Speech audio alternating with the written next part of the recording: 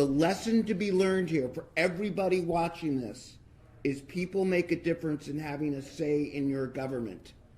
People make a difference every day in being able to make a change. And that's what this is all about. It's not just about recalling Gavin Newsom. It's about making a change in the way that California is run now and needs to be run in the future. Orrin just said it. You can't have a supermajority of any party run anything for too long, too big. It doesn't work out well for the people.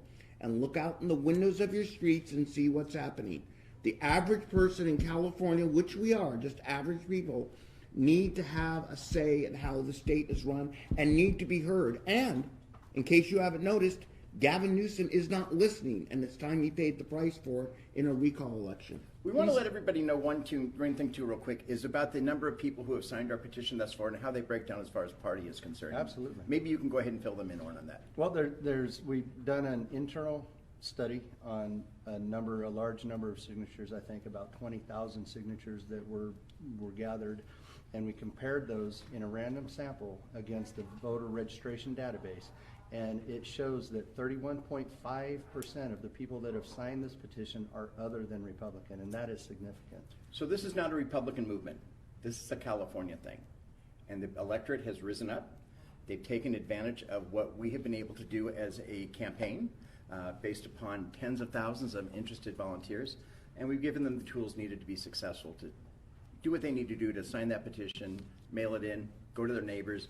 You know, every place you go in California, you'll see a Recall Gavin Newsom 2020 table, a sign-up table, a petition gathering group. These are all volunteers.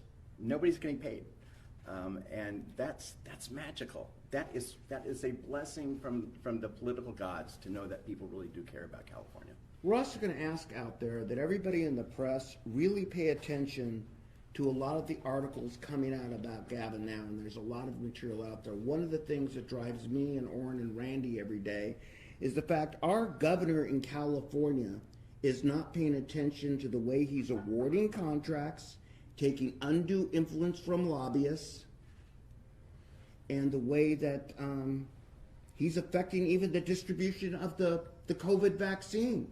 When you take a look out there at how do you realize that the governor of California has just asked to extend his emergency purchasing powers for another year?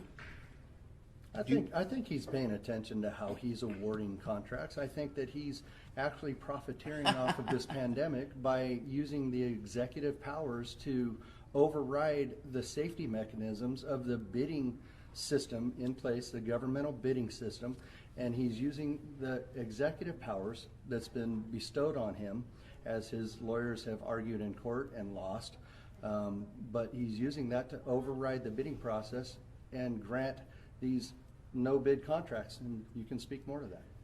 So we're asking the people of California and the press out there to really pay attention to this. The last year, Gavin Newsom has awarded over 100 no-bid contracts. The 12 largest contracts have gone to his biggest donors, including the distribution of the COVID vaccine, even when specific counties asked to be opt-out. Gavin Newsom is not listening to his own party. He's not listening to the counties, but he seems to be listening to specific lobbyists, like what's happening, what came out in the papers today again on the water desalination plant down in Huntington Beach. We Californians at the people level are paying attention.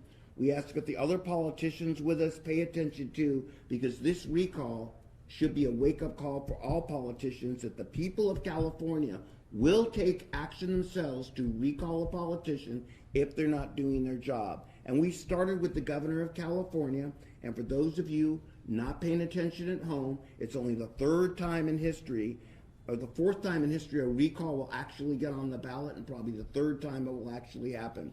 Third time's a charm. Third time's a charm. And although it happened once before in California, it's going to happen again. Be aware out there, California politicians. We're watching.